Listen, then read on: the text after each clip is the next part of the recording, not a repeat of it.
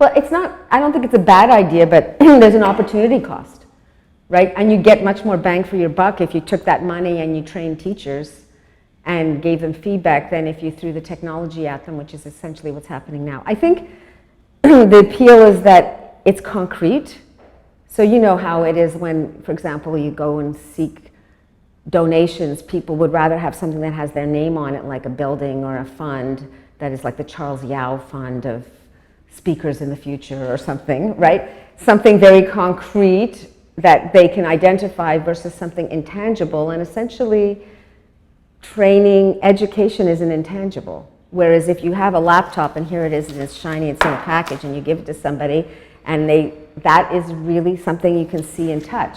What you can't see and touch is what the outcome of that is going to be. So I think there's a lot of, I guess, optimism and expectation about it that I think can only partially be fulfilled. I think they're great tools, but essentially in my view, they're like highly powered search engines or information-seeking devices, and they cannot replicate what goes on between an excellent teacher and a particular child.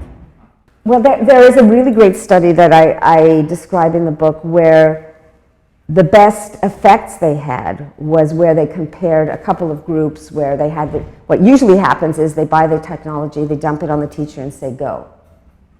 Okay, that's what usually happens.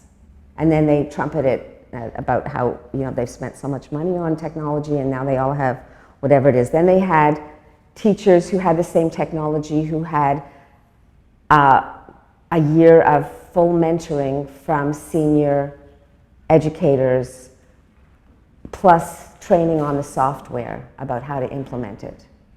And then they had teachers who had none of these things.